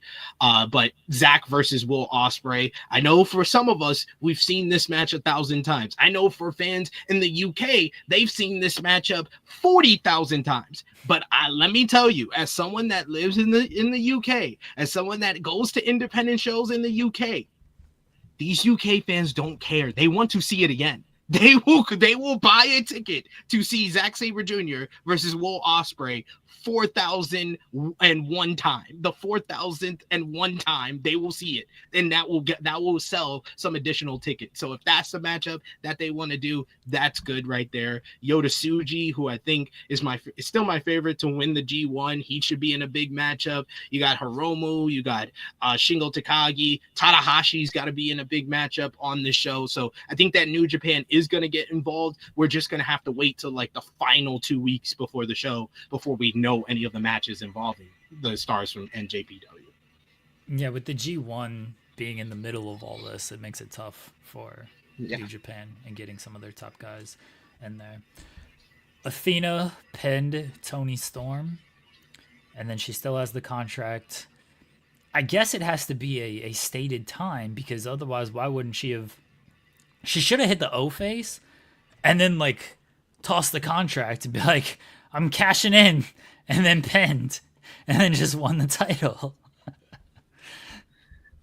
That's what should have happened. She did set the precedent with her contract specifically that she has to write down the date, because that was the whole promo, the first promo that they did, that she was like, maybe I'll do it here, maybe I'll do it here, and then she wrote down the date, and Billy laughed and was smiling, or maybe I'll do it at this date here. So yeah, I think it is something that she has to, even though the next week they teased her cashing in right then and there. Right. So it's like, yeah, like it's not the most cohesive story, but I thought this matchup was really good. I thought it was really good. Alex Windsor has been very impressive. The matchup that she had with Athena on Collision was a banger, a low-key banger too. Like, I didn't expect it to be that good. I saw them have a good matchup at Global Wars in Australia earlier this year, but this was even better than that match on Collision, and she was really good in this match here. I like her theme music too. Windsor! Oh, they cut that.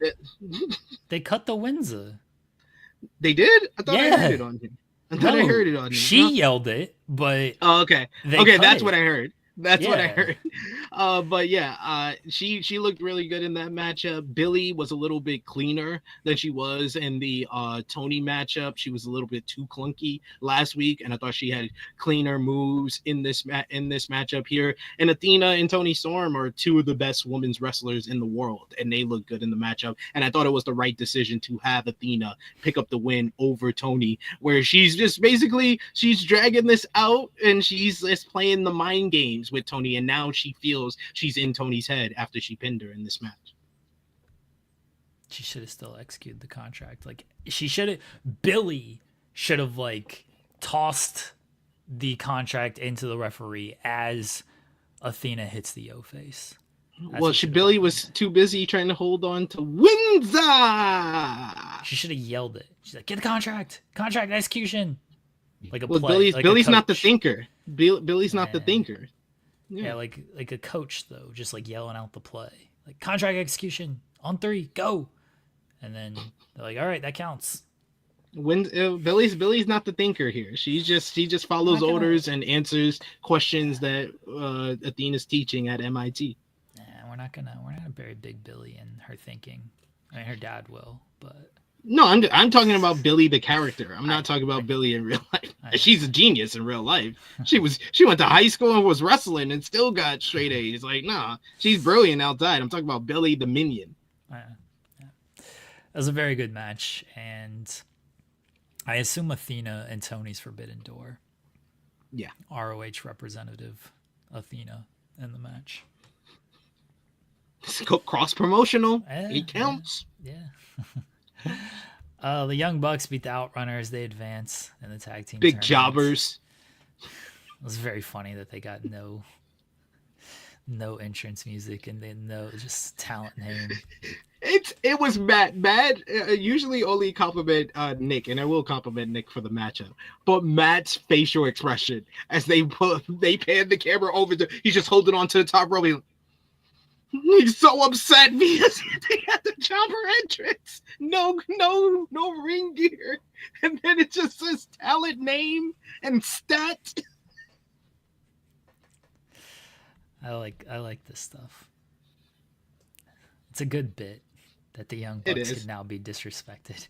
And the backstage promo where they're like, oh yeah, all these money matches, Tony Khan, they're coming out of our pocket now.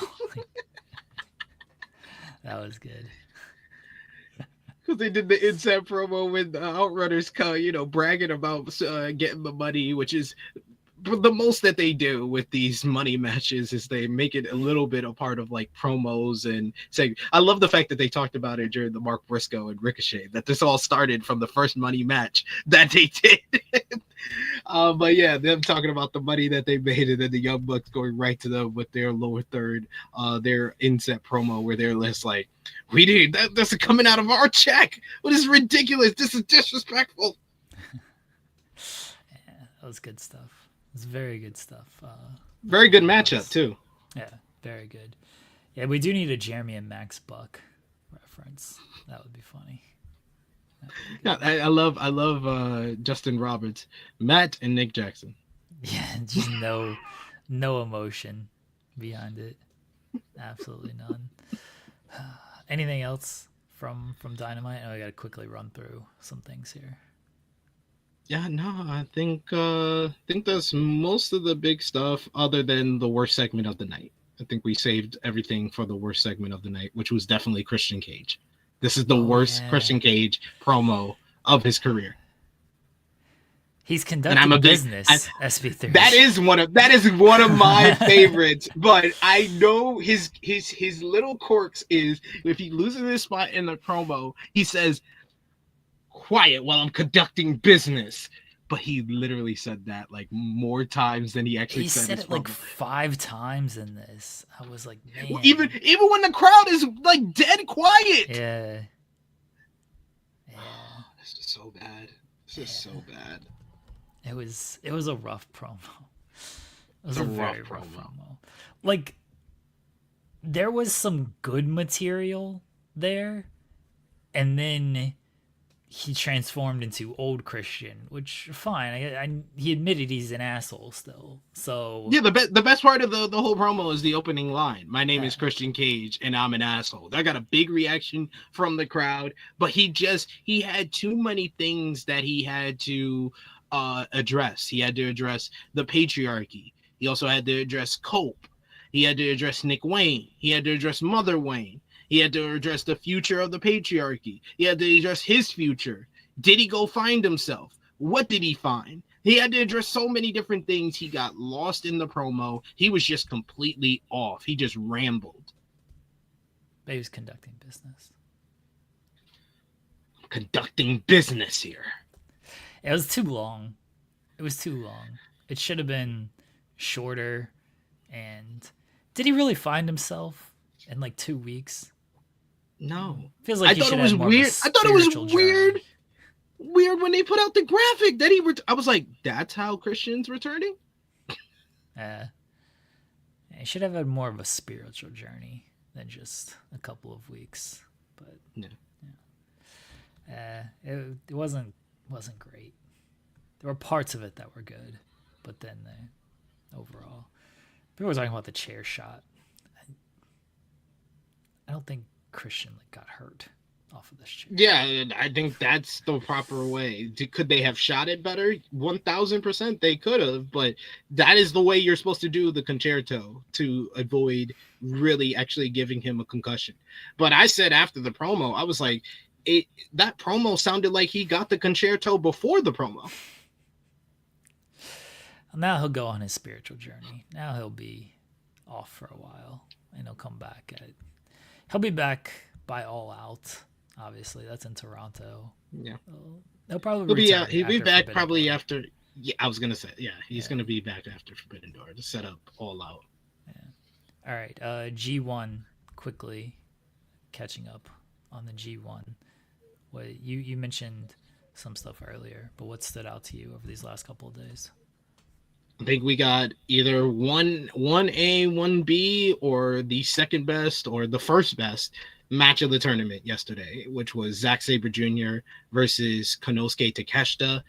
A absolutely outstanding matchup. Like, if you want a clash of styles type of matchup in the G1, this was it. You had the technical wrestling genius that is Zack Sabre Jr., who's trying to get different holds and trying to put Takeshita on the mat, trying to do different submissions. But then Takeshita is like the most versatile performer in all of wrestling right now. Like, he can do the technical, he can do the fast-paced style matches, high-flying style matchup. He can do your hard-hitting banger. That's what he just did with Shingo Takagi in my match of the tournament so far. But then you see him, like, I loved Rocky Romero. This was the best Rocky Romero performance on commentary as well, where he talked about that they had trained for the different technical wrestling and submissions that Zack was going to do, and Takeshita was prepared for it. He was prepared to get to the ropes and escape the different submissions, to counter wrestle in different ways. So everything that Zack gave him, he had an answer for. He would hit big moves. He would get different submissions on him. He would drop him on his head with a brain buster onto the floor. He hit the Blue Thunder Bomb and got a near fall on that. So Zack, the finish of this matchup is one of my favorites. It had me on the edge of my seat as much as I was on the edge of my seat for the closing minutes of Takeshita versus Shingo, where Zack just said, I'm just going to choke you out. I'm just going to hold on to you. And shout outs to Vala. I don't know if he's still in the chat. He made the best analogy. It was like Zack had been drowning the entire matchup, but would not let go of Takeshita and forced Takeshita to be drowned with him, and then used his body to survive. He just would not let go of the sleeper. Takeshita tried to put him on his shoulders and escape in that way, but he just went right back to the sleeper. He tried to drop him on his back, the Vader Cactus Jack spot, and he would not let him go that way. He went up to the top rope and dropped him on his back that way. Zack would not let him go either, and to the point that Zack would just literally, he tried to put him back on his shoulders, and Zack is still holding on to the choke to the point that Takeshi's like, all right, you're not gonna let go. That was awesome. It was awesome. Takeshi screwed up because he should have spiked Zack on his head. He should have front flipped over, tucked his chin, and Zack gets spiked on his head. That's what they would do in the UFC. And the back, when you just fall backwards like that, it just sinks the choke in more. Because, sometimes it'll break the grip, but if it doesn't break the grip, it just sinks the choke in more. That's where Takeshi screwed up. Should have spiked Zack on his head. I slightly prefer Shingo and Takeshi to this match. Same. But this is number 2 for me. Yeah, we talked about this match before it happened. We talked about it on Tuesday, how it's going to be a styles clash, but that doesn't mean it's going to be like bad, because Takeshi might be the best wrestler in the world, and Zack Sabre Jr. always has good matches, especially when he's working with somebody on the level of Takeshi. But Takeshi, he should beat Hangman. They gotta bring this dude back and give him all the titles. He either needs to be Hangman or he needs to be the one who beats Okada eventually. And yeah. We didn't bring up that Swerve came out after the Outrunners and Bucks matchup, because Okada came out to jump the Outrunners, and then he did Swerve Stomp on the Elite members. But yeah, it got a nice little meme, which is now what Swerve's known for, is memes. He's gonna over meme here. He's gotta slightly. He can't over meme. Like, it's got to be natural too, because he even was like, you guys know what to do. It's like, all right, come on, Swerve, we get it. Let it be natural. Yeah, you're setting this up too much. Yeah. But yeah, I was surprised by the Takeshita Zack result, because I thought that would have been the quickest and fastest way to set up a matchup for Forbidden Door, is have Takeshita win. But it did make sense with the fact that Zack only has one win under his belt. Everybody got the forfeit win for Gabe Kidd being out of the tournament. I love the fact that they did mention on commentary that Takeshita is the only one in the B block that's had to face everybody. He's had to have all of his matches because he's the one that injured Gabe. So that was a nice little note that I thought commentary did a great job. Walker Stewart has been absolutely tremendous this entire G1. He's one of the best play-by-play commentators in all of professional wrestling. If not, he's probably the best. If I really think about it, there's no one better than Walker Stewart. Excalibur on AEW? No. Michael Cole, he's downgraded himself. No. Joe Tessitore, he might be number 2, but it's Walker Stewart. Walker Stewart is the best. But yeah, they did that was a great matchup. Probably my number 2 matchup for the entire tournament. The one that surprised me the most from yesterday's show was Shota Umino versus Shingo Takagi. And I know Shingo Takagi can have a great matchup with just about anybody, but I'm liking what I'm seeing from Shota Umino. It feels like he's turned a corner where now he's basically becoming a hoss. He's put on the muscle. He's put on a little bit more of the weight, and he's having more hard-hitting matches. We saw a little bit of that against Zack in the much better matchup than they did at Wrestle Kingdom, but this was better than their matchup back at Duntaku between Shingo and Shooter, where he basically busted his nose, but they had another hard-hitting matchup. A lot of people thought that this was even better than the Zack and Takeshita matchup. I don't agree with that, but this was definitely top 10 of the tournament so far. This tournament has had a boatload of great matches, but this was one of them. This has gone a long way in hopefully establishing some people in New Japan, and then as they head into the second half of the year and into Wrestle Kingdom, of right, who are your major guys coming out of this tournament and going into Wrestle Kingdom, because we didn't get that last year going into Wrestle. They tried and it didn't. It failed in some regards. Hopefully this year they're able to really establish some of those people, and Wrestle Kingdom feels like a bigger deal this year. All right, C-Suite. Let me check my time. Let me check the time.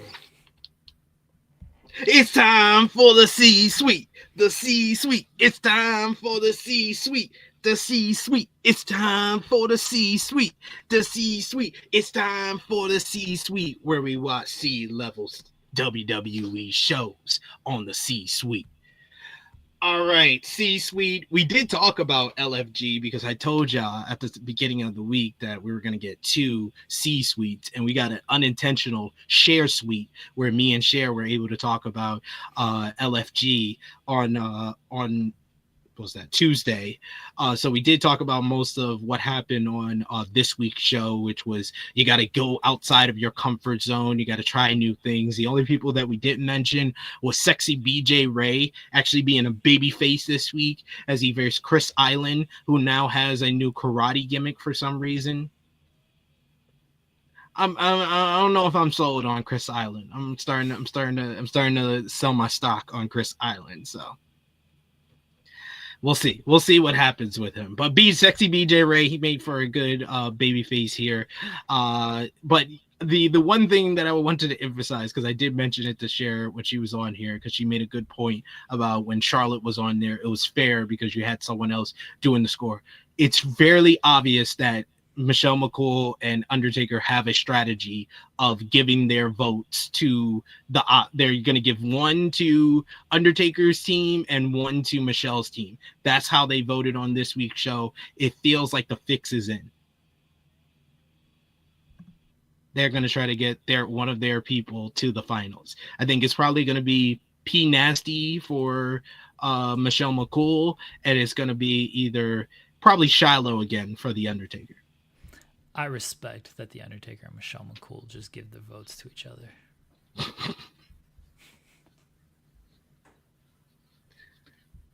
That's my only commentary. I respect it. Happy wife, happy life. This is true. This is true. Gotta respect it.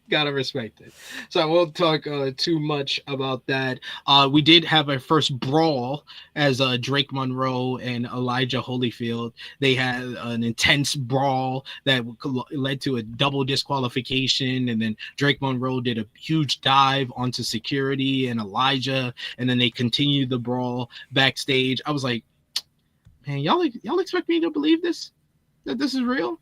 Y'all trying to make this feel like it's real? It's not real. I know it's not real. I know you wouldn't have all this security out there if it wasn't real. You wouldn't have all these extras out here if it wasn't real. Or Undertaker and Bubba Ray would have came down from the eagle nest a lot quicker if this was supposed to be real. So yeah, I didn't buy that. But that was LFG this week. But WWE Evolve, I actually, this is, you might have to look outside because I think pigs are flying or hell has frozen over. I agree with Zeno Hour in the chat. Evolve has been the better of the 2 shows over the last week. It might take the mantle of the best WWE weekly show because it's getting into their early 2014 era of NXT, where they're just they got some characters that are getting over, that are getting established. They had Shawn Legacy and Keanu Carver in the main event. Good main event matchup. Shawn Legacy is like the best in-ring performer in Evolve, and he had a strong showing. Probably Keanu Carver's best matchup since coming to Evolve. Keanu Carver picked up the win to continue his path to destroy the WWE ID talent. Speaking of the ID talent, you had Marcus Matherns. Good to see him on the show. He had a strong showing against Bryce Donovan, but because of the Vanity Project, put your V's up in the chat. Dum dum dum dum dum dum dum dum dum dum. Dum, dum, dum, dum, dum. The Vanity Project, Bryce Donovan was able to pick up the win with the Black Hole Slam, courtesy of, is he mad at me? Abyss, Joseph Park. had to squeeze that in since we didn't talk about that part during the Unreal review. Then you also had a promo segment with Callie Armstrong, aka Jazz Belair, aka Bianca Jazz, aka future WrestleMania headliner, aka the difference maker, Callie Too Strong, Armstrong. She came out. She called out Gintala. But that led to my girl, the real deal, Tyra May Steele, Olympic gold medalist. She came out to interrupt, says that she deserves a shot at the Evolve Women's Champion, but Callie says all of that doesn't matter. It doesn't matter you have a gold medal. It doesn't matter that you won LFG. You need to stand back. I want Gintala. Gintala sends out and says that she wants a shot at the Evolve Women's Championship. It leads to a little mini brawl after Tyra and Callie start arguing. Gintala runs Tyra into Callie and then takes care of both ladies. I was like, all right, Gintala, none of your offense looks effective, but you laying people out. I mean, Siege, what can I say? Gintala standing tall. So it'll be Gintala versus Callie Armstrong next week for the Evolve Women's Championship. And then I think the final segment was what we talked about earlier. Jamar Hampton, a.k.a. He don't forgive Hulk Hogan despite him passing away, a.k.a. Troy Yearwood. He took the loss to Jack Hartwell, who once again was awesome. Jack Hartwell has stole the show on the past 2 episodes of Evolve. I know Jack Hartwell, he's always been awesome, but he's been really good on Evolve the last 2 weeks. The Adrenaline Drip tag team matchup last week, and then here with his finisher, that's not a cartwheel, where he does a sky twister into a splash. Great stuff. I love Robert Stone on commentary now. He was actually really good with that. Not a cartwheel is called his finisher, and he picked up the win over Jamar Hampton here. So good stuff overall from WWE Evolve this week. The XP1 is over, and I am sad to announce, oh no, Xeno Hour for the second straight month has God won damn it. the XP1. I'm so disappointed. Xeno Hour will get you another cameo where Brian Alvarez buries you for being a 2-time top weeder in top weed loser, having no life. So frustrating. Look, folks, Xeno Hour is he might be the Roman Reigns of this shit. You guys gotta step up. Step your game up to dethrone Xeno Hour. Vala, you finished second. Vala should win. You can't win back to back. Why? We never established that. You can win back to back. Strong booking, you know. We might have a long-term champion until somebody comes along and dethrones him. Tenruza was third.